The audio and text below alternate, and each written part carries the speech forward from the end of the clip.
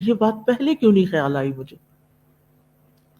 تو یہ بھی اس وقت ہوتا ہے جب آپ بالکل توجہ اور خاموشی کے ساتھ، یکسوئی کے ساتھ اللہ کی عبادت میں مصروف ہوتے ہیں.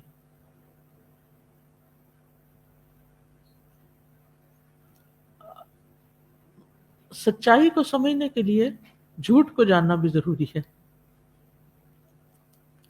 جھوٹ ایسی چیز کے بارے میں خبر دینا ہے جو خلاف حقیقت ہو، چاہے قول سے ہو یا فعل سے ہو.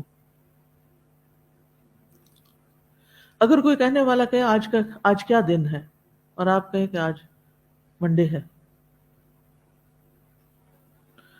حالانکہ منڈے نہیں، آج کیا ہے، ٹیوزڈے ہے، اور آپ بے سوچے سمجھے آپ کہہ دیتے منڈے ہے. نہیں، پہلے سوچیں پھر بتائیں، مس لیڈ نہ کریں. تو یہ خلاف حقیقت بات ہے کہ آج منڈے نہیں ہے، آج ٹیوزڈے. تو منافق جو ہوتا ہے وہ جھوٹا ہوتا ہے، کیونکہ وہ ظاہر کرتا ہے وہ مسلمان ہے، حالانکہ وہ دل سے مسلمان نہیں ہوتا. اس کو اسلام سے محبت ہے، اسلام پر وہ راضی ہی نہیں. کچھ مسلمان ایسے ہیں نا جو مسلمان پیدا ہو گئے، نام مسلمانوں والا، لیکن انہیں اپنے اسلام سے کوئی رغبت نہیں، خوشی نہیں. ان کے لیے مسلمان ہونا یا نہ ہونا برابر ہے. تو بہرحال صدق اور نفاق اپوزٹ. اس نفاق کا دوسرا نام جھوٹ ہے، کیونکہ منافق جھوٹا ہوتا ہے، اس کی بنیاد ہی جھوٹ پر ہے. اور جھوٹ کا تعلق بھی زبان سے بھی ہوتا ہے اور اعضاء سے بھی ہوتا ہے. یعنی بات بھی جھوٹی ہو سکتی ہے اور عمل میں بھی جھوٹ ہوتا ہے. مثلا منافق لوگوں کو دکھانے کے لیے نماز پڑھتا ہے، حالانکہ وہ اصل میں نہیں پڑھ رہا ہوتا. تو یہ کیا ہو گیا؟ جھوٹ. لوگوں کو دکھانے کے لیے روزے رکھنا، صدقہ کرنا، حج کرنا وغیرہ وغیرہ. جھوٹ بولنا چاہیے حرام کاموں میں سے، کبیرہ گناہوں میں سے ہے. جو شخص مسلسل جھوٹ بولتا ہے اللہ کے ہاں جھوٹا لکھ لیا جاتا ہے، اس کا نام ہی جھوٹوں کی لسٹ میں آ جاتا ہے. اور جھوٹ کے بھی کئی درجات ہیں. سب سے کم درجے کا گڑھا بھی درکات ہیں، درجات نہیں، جھوٹ کے درکات. درک کہتے ہیں گڑھے کو، نیچے جو کھڈے ہیں. سب سے کم درجے کا گڑھا بھی سنگین ہے، اور وہ ہے جو لوگوں پر جھوٹ بولے سوائے نبی صلی اللہ علیہ وسلم. لوگوں کے بارے میں جھوٹی بات کہنا. اور سب سے سنگین جھوٹ اللہ پر، اس کے رسول پر جھوٹ بولنا ہے، جس کی سزا بھی بڑی سخت ہے. اللہ پر جھوٹ بولنا کیا ہے؟ شرک کرنا. اور نبی صلی اللہ علیہ وسلم پر جھوٹ بولنا کیسا ہے؟ آپ سے غلط بات منسوب کرنا. تو بہرحال جھوٹ جو ہے وہ ایک ناپسندیدہ چیز ہے. لوگوں کو ہنسانے کے لیے، تجسس دینے کے لیے جھوٹ بولنا بھی جھوٹ بولنا ہے. مثلا ایک کام آپ نے کرنا نہیں، لیکن دوسروں کو کہتے ہیں شاید میں یہ کام کروں، حالانکہ آپ کے بس میں ہی نہیں کرنا. تو یہ بھی جھوٹ ہوتا ہے.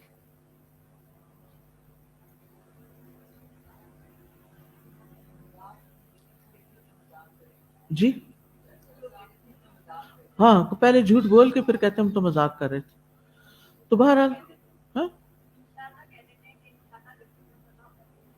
جی، حالانکہ دل میں نہیں ہوتی نا وہ بات.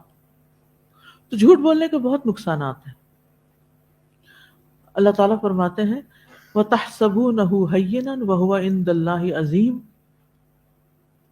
تم اسے معمولی بات سمجھتے تھے، حالانکہ اللہ کے نزدیک وہ بہت سنگین بات تھی. جب حضرت عائشہ پر جھوٹا بہتان لگا تھا، یہ لعنت والا کام ہے. ان لعنت اللہ علیہ ان کان من الکاذبین. بے شک اس پہ اللہ کی لعنت ہو اگر وہ جھوٹوں میں سے ہو. حضرت عائشہ کہتی ہیں کہ جھوٹ سے بڑھ کر کوئی عادت رسول اللہ صلی اللہ علیہ وسلم کے نزدیک، اور ایک روایت میں آتا ہے کہ رسول اللہ صلی اللہ علیہ وسلم کے صحابہ کے نزدیک نفرت اور بغض والی نہ تھی. اور کوئی شخص آپ کے سامنے جھوٹ بولتا تو آپ کا رویہ اس کے بارے میں بدلا رہتا، حتیٰ کہ معلوم ہو جاتا کہ اس نے توبہ کر لی. اور یہ ایمان کے منافی صفت ہے. ابو بکر رضی اللہ عنہ نے فرمایا اے لوگوں جھوٹ سے اپنے آپ کو بچاؤ، کیونکہ جھوٹ ایمان سے الگ ہے، اور پھر یہ منافقت کی علامت ہے. 4 عادتیں جس کسی میں ہوں وہ خالص منافق ہے. اور ان میں سے ایک عادت بھی ہو تو اتنا ہی نفاق ہے جب تک چھوڑ نہ دے. جب اسے امین بنایا جائے تو امانت تو خیانت کرے، بات کرے تو جھوٹ بولے، عہد کرے تو پورا نہ کرے، کسی سے لڑے تو بد کلامی کرے، بدتمیزی کرے، گالی وغیرہ دے. جھوٹ بولنے والا اگرچہ عبادت کرے پھر بھی منافق ہے. فرمایا منافق کی 3 نشانیاں ہیں، خواہ وہ نماز پڑھتا اور روزہ رکھتا اور اپنے آپ کو مسلمان سمجھتا ہو. جب بات کرے تو جھوٹ بولے، جب وعدہ کرے تو وعدہ خلافی کرے، اور جب امانت رکھوائی جائے تو خیانت کرے. یعنی اگر کسی نے کسی خاص کام کے لیے کوئی مال دیا ہے تو اس کو وہاں استعمال نہ کرے، کچھ اور کر لے. کوئی چیز رکھوائی ہے اس کے پاس تو اس کی حفاظت نہ کرے. کوئی بات کہی ہے تو اس راز کو راز نہ رکھے. ایک اور روایت میں آتا ہے 3 خصلتیں جس میں وہ منافق ہے، اگرچہ روزہ رکھے، نماز کرے اور حج اور عمرہ کرے پھر بھی منافق ہے، اور یہ کہے کہ میں مسلمان ہوں. اور وہ کیا خصلتیں ہیں؟ بات کرے تو جھوٹ بولے، وعدہ پورا نہ کرے، امانت دی جائے تو خیانت کرے. پھر حدیث میں آتا ہے کہ کسی دل میں جھوٹ اور سچ اکٹھے نہیں ہو سکتے. اسی طرح بچوں سے بھی ایسا وعدہ نہ کیا جائے جو پورا نہ کرنا ہو. صحیح بخاری کے مطابق جو شخص جھوٹی بات کرنا اور اس پر عمل کرنا اور جہالت کی باتوں کو نہیں چھوڑتا، اللہ کو اس کی کوئی ضرورت نہیں کہ وہ اپنا کھانا اور پینا چھوڑ دے. ایسے بندے کا روزہ بھی قبول نہیں. پھر یہ کہ جھوٹ بے برکتی کا باعث ہے. اگر کوئی اپنی تجارت میں جھوٹ بولتا ہے تو اس کی برکت ختم ہو جائے گی. یہ ایسا گناہ ہے جس کی سزا دنیا میں بھی ملتی ہے اور آخرت میں تو ملے گی ہی. قطع رحمی، خیانت اور جھوٹ.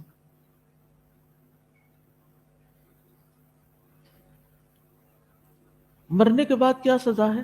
رسول اللہ صلی اللہ علیہ وسلم نے فرمایا، میں نے آج رات ایک خواب دیکھا. 2 آدمی میرے پاس آئے، انہوں نے میرے ہاتھ تھام لیے اور مجھے ارض مقدس کی طرف لے گئے اور وہاں سے مجھے عالم بالا کی سیر کرائی. وہاں دیکھتا ہوں کہ ایک شخص تو بیٹھا ہوا ہے اور ایک شخص کھڑا ہے. اس کے ہاتھ میں لوہے کا آنکڑا تھا جسے وہ بیٹھنے والے کے جبڑے میں ڈال کے اس کے سر کے پیچھے تک چیر دیتا، ایسے کاٹ کے. پھر دوسرے جبڑے کے ساتھ بھی اسی طرح کرتا. اس دوران اس کا پہلا جبڑا صحیح حالت پہ آتا، پھر وہ پہلے کو کاٹتا، پھر جب تک دوسرا جڑ جاتا پھر دوسرے کو، اور اس کے ساتھ یہی ہو رہا تھا.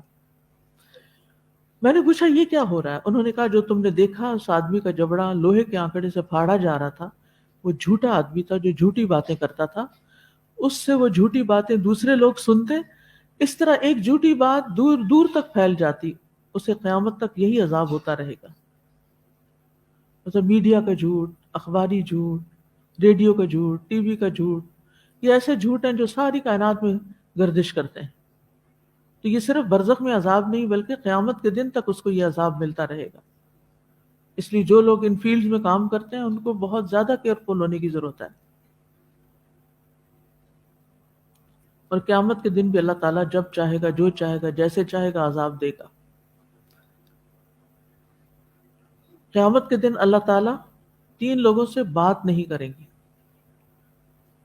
احسان جتانے والا، جھوٹی قسم کھا کے سامان فروخت کرنے والا، اور تہبند کو نیچے ٹخنوں سے نیچے لٹکانے والا. جھوٹے لوگ قیامت کے دن بھی جھوٹ بولیں گے اور کہیں گے اللہ کی قسم جو ہمارا رب ہے ہم شرک کرنے والے نہیں تھے. لیکن ان کی سخت رسوائی ہوگی. قیامت کے دن کفار اور منافقین کو علل اعلان سامنے لایا جائے گا لوگوں کے، اور کہا جائے گا یہ وہ لوگ ہیں جنہوں نے اللہ پہ جھوٹ باندھا تھا، یہ جھوٹے لوگ ہیں. اتنی بے عزتی ہوگی ان کی. لہٰذا بے حد ضروری ہے کہ ہم اپنا جائزہ لیں کہ ہم اپنی روزمرہ کی زندگی، یہ تو قرآن و حدیث کی روشنی میں آپ نے سچائی اور جھوٹ کے بارے میں اپنی معلومات کو تازہ کر لیا، اپنے آپ کو دیکھ لیا اس میں. اب تھوڑا سا اپنا ذاتی جائزہ لیں. ہم نے صدق کی ڈیفینیشن کیا پڑھی ہے؟ کہ قول، فعل اور ارادے میں مکمل ہم آہنگی اور مطابقت، اور پھر یہ روش زندگی میں استوار بھی رہے، بار بار ایفرٹ کرتے رہیں، کیونکہ اس کا درجہ بہت اونچا ہے. یہ سارے انبیاء کو نصیب ہوا ہے. تو ہم اس کو اپنانے کے لیے کیا کر سکتے ہیں؟ اس کے لیے اپنا جائزہ لینا شروع کریں. سب سے پہلے اپنے بولے ہوئے جملوں میں اپنی نیت کا جائزہ لیں کہ جو آپ کہہ رہے ہیں وہ آپ کے دل میں ہے، جو آپ منہ سے کہہ رہے ہیں وہ واقعی دل میں ہے. مثلا ایک چھوٹا سا جملہ آپ کسی کو کہتے ہیں، کوئی آپ کے گھر آیا تو آپ کہتے ہیں چائے پی کے جائیں، کھانا کھا کے جائیں، حالانکہ آپ کے دل میں ذرا بھی ارادہ نہیں یا خوشی نہیں کہ آپ چائے ان کو پلائیں یا کھانا کھلائیں. صرف لپ سروس کر رہے ہیں، زبان سے باتیں کر رہے ہیں. اندر سے پتہ ہوتا ہے کہ چائے کی پتی بھی گھر میں نہیں ہے اور کھانا تو بنا ہی نہیں ہے، اور ہم دوسرے سے کہہ رہے ہیں چائے پی کے جائیں، اور اندر ہی اندر کہہ رہے ہیں کہیں کاش رک نہ جائیں کہیں.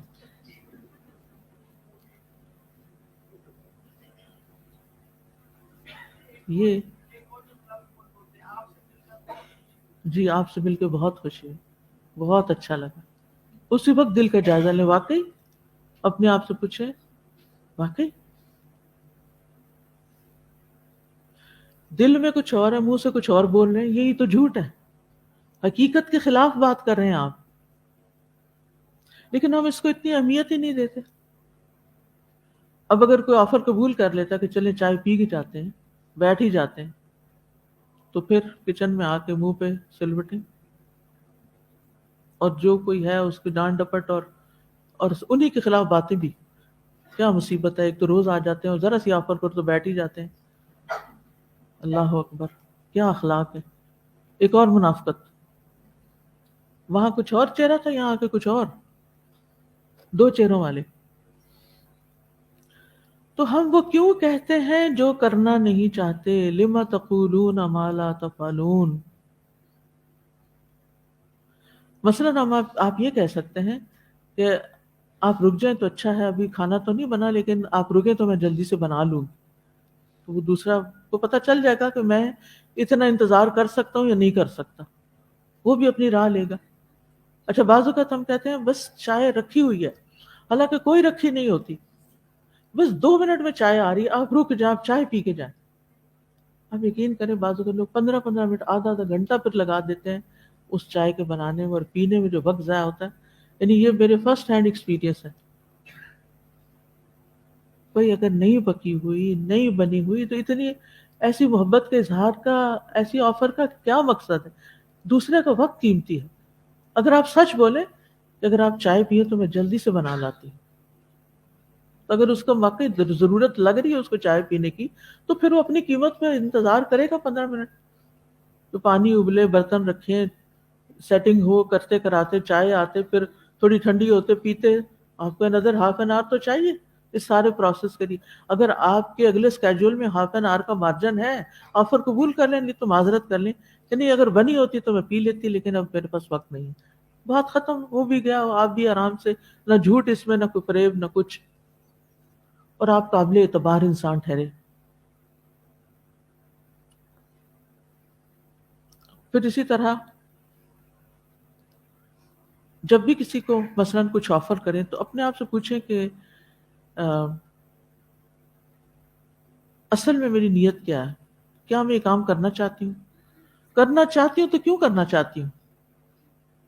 صرف اس لیے کہ اس کے سامنے اچھی بن جاؤں، کہ میں بہت کیئرنگ ہوں، میرا نام ان کی گڈ بکس میں آ جائے، اور میرے مرنے کے بعد لوگ کہیں کہ ان کے گھر سے تو کبھی کوئی کھانا کھائے. میرا جملہ آپ خود مکمل کر رہے ہیں آپ. ان کے گھر سے یہ ایسی نیک خاتون تھی کہ ان کے گھر سے کوئی کھانا کھائے بغیر تو گیا ہی نہیں تھا. بس وہ اپنا ایک وقار مینٹین کرنا ہوتا ہے نا، اپنا ایک نام، یہ ایک نیک نامی جو ہے اس کو برقرار رکھنے کے لیے آپ آفر کر رہے ہیں. یہ بڑی بات کنسیڈر کی جاتی ہے. بہت اچھی بات ہے کھانا کھلانا چاہیے، لیکن اپنی حیثیت کو بھی دیکھیں.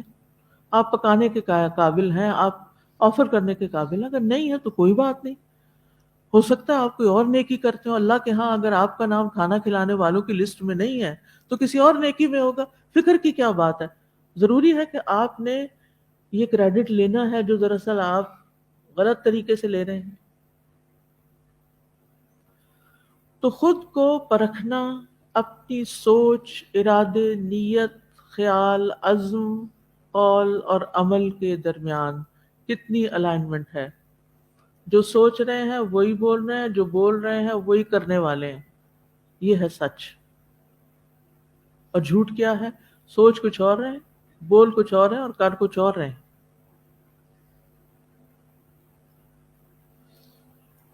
اچھا اسی طرح بغیر سوچے سمجھے جو دن، ہاں جی، بس تو خود ہی بالکل.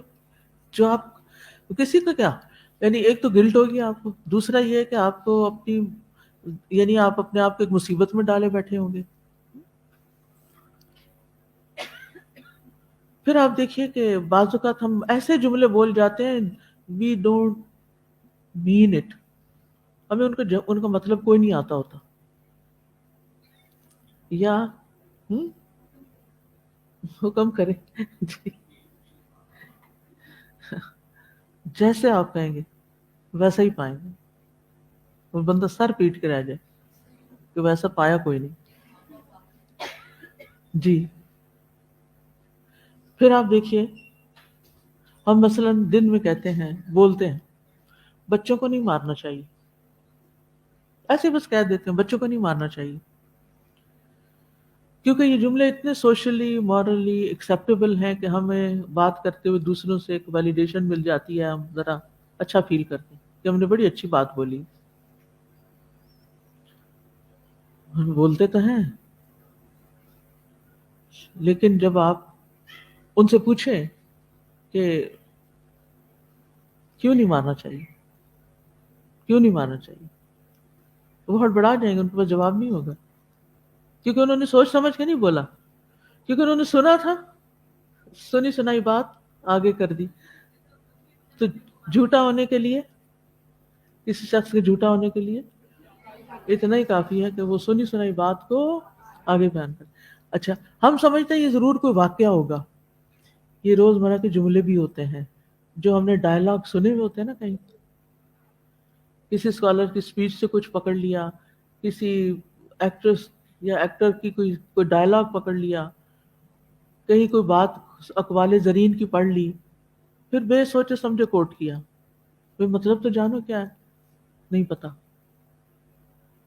یہ کیا ہے، ایسا کر کیوں رہے؟ پھر سوال ہے کیوں کر رہی ہوں یہ تو بڑے بڑے ڈائلاگ بولنے کی ضرورت مجھے کیا ہے. بعض لوگ تو انگلش کیا، وہ فرینچ کے ایسے لفظ بول رہے ہوتے ہیں جن کا مطلب انہیں نہیں آتا، کیونکہ وہ ٹرینڈ ہے نا، لوگ یہ لفظ بولتے ہیں تو ہمیں بھی یہ بولنا ہے. اور اتنی زحمت نہیں کی کہ کہیں سے مطلب پتہ کر لیں، اس کا تو وقت ہی نہیں ہے نا.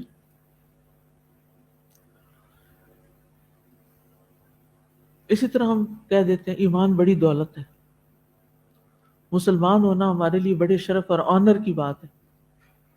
اگر پوچھا جائے کیسے، کیسے، تو پھر کیا جواب ہوگا؟ کوئی جواب نہیں، ہڑبڑا جائیں گے. ابھی پھر کہہ کیوں رہے ہو جب تمہیں پتہ ہی نہیں کہ بڑی دولت ہے؟ تو کہاں سے دولت ہے؟ دولت تو تم دنیا کے سونے چاندی کو سمجھتے ہو، اور کیا ایمان کو دولت رہے؟ اس کا یہ مطلب نہیں، کہنا نہیں چاہیے، اس کا مطلب یہ ہے کہ کہنے سے پہلے اس پہ ذرا غور بھی کر لینا چاہیے. اگر یہ غور و فکر شروع ہو جائے تو ہماری باتیں کتنی کم ہو جائیں، اور بڑے بڑے ڈائلاگ اور بڑی بڑی حکمت کی باتیں اور بڑی بڑی نصیحتیں یہ تو گنگے ہی ہو جائیں ہم. کیونکہ ہمارا دل ساتھ نہیں دے رہا ہوتا نا، تو پھر زبان کیوں ہلائے جا رہے ہیں؟ سچے ہو جائیں.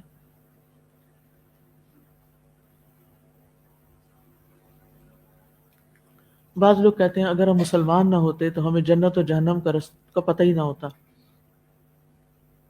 اگر کسی کو پوچھا جائے کہ جنت و جہنم کا پتہ چلانا کیوں ضروری ہے، یعنی کیوں پتہ چلانا چاہتے ہیں، جنت و جہنم کو کیوں جاننا چاہتے ہیں؟ تو اس وقت روک کے سوچیں گے، اس سے پہلے نہیں سوچا ہوگا.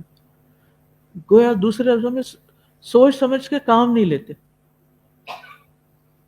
پچھلے دنوں کسی نے ایک بڑا فل اسکیپ 4 صفحوں کا خط دیا، مجھے تو کوئی سمجھ نہیں آئی کہ مقصود کیا ہے اس میں. کوئی ادھر کی بات، کوئی ادھر کی، کوئی آسمان کی، کوئی زمین کی، کوئی آسمان زمین میں اس میں استعمال کر رہی ہوں میٹافوریکلی. اینڈ آف دا، یعنی خط پورا ختم ہو گیا، 4 صفحے مجھے پڑھنے پڑے، لیکن مجھے سمجھ نہیں آئی کہ کہنے والا جو کہہ رہا ہے اس کی دلیل کیا ہے.